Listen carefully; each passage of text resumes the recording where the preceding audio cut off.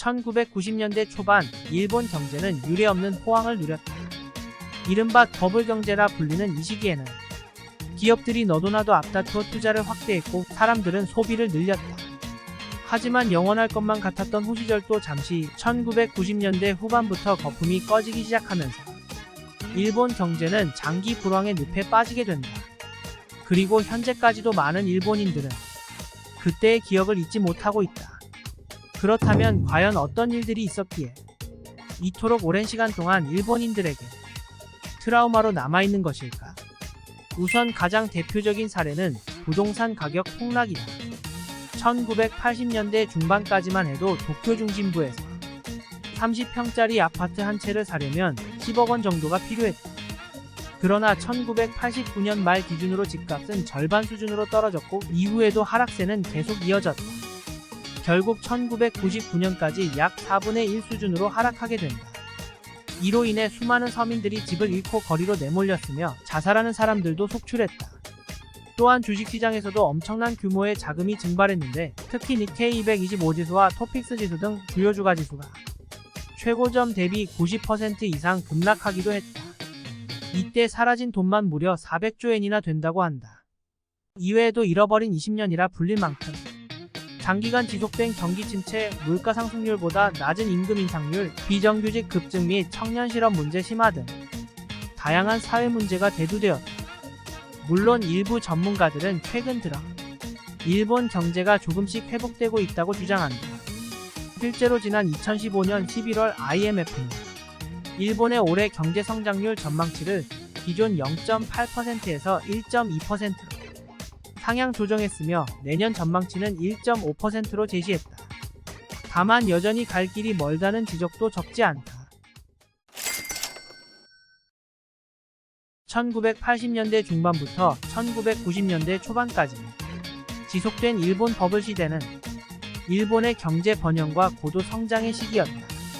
이 기간 동안 사람들은 경제 호황과 함께 새로운 부와 여가를 즐겼기 때문에 일본 도쿄에서 번성한 밤 문화가 있었다.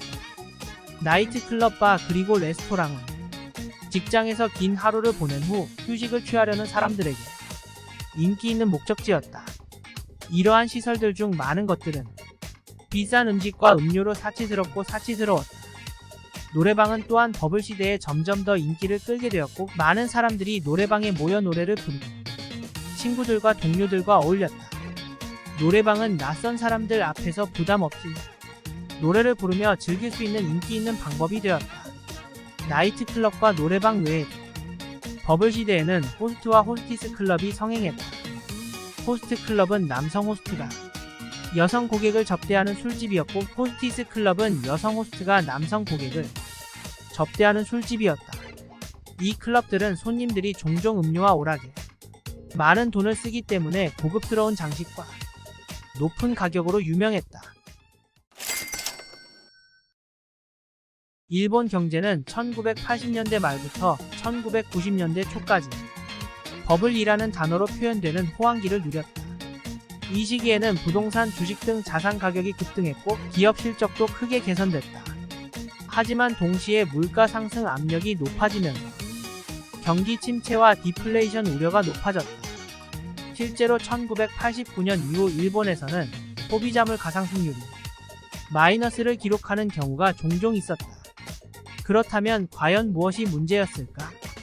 바로 과도한 부채였다. 1985년 플라자 합의 이후 엔화 가치가 급격히 절상되면서 수출 경쟁력이 약화되자 일본 정부는 내수 부양책을 실시했다. 이를 위해 금리 인하 정책을 펼쳤고 이로 인해 시중에 돈이 넘쳐나게 됐다. 결국 사람들은 빚을 내 집을 사고 차를 샀다. 그러나 정작 물건을 살 능력이 있는 사람들은 이미 다 사버린 상태였기 때문에 수요가 늘어나지 않았다. 당연히 물가는 오르지 않았고 대출 이자 부담 또한 줄어들지 않았다.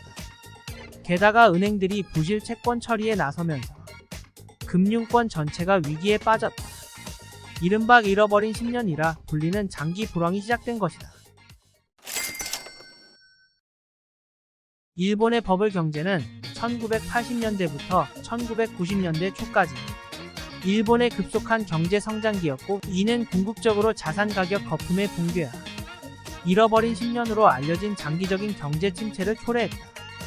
다음은 일본의 거품 경제에서 배울 수 있는 몇 가지 교훈이다. 먼저 자산 가격 거품은 다음과 같은 장기적인 결과를 초래할 수 있습니다. 일본 버블 경제는 부동산과 주식을 중심으로 자산 가격이 크게 상승한 것이 특징이다. 거품이 꺼지자 경기 침체와 디플레이션의 장기화로 이어졌다. 이는 투기 거품을 막기 위해 자산 가격을 모니터링하고 규제하는 것의 중요성을 강조한다. 그리고 높은 수준의 부채는 위험할 수 있습니다. 버블 경제 시기에 일본의 금융기관들은 많은 양의 부채를 떠안았고, 이는 거품이 꺼졌을 때 금융 시스템이 붕괴되는 원인이 되었다.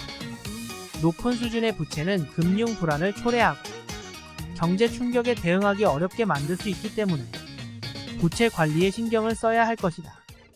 당신의 생각은 어떠신가요? 여러분의 생각을 댓글로 남겨주세요. 이 영상이 재미있으셨다면 좋아요와 구독, 알림 설정까지 부탁드립니다. 다음에 또 봐요.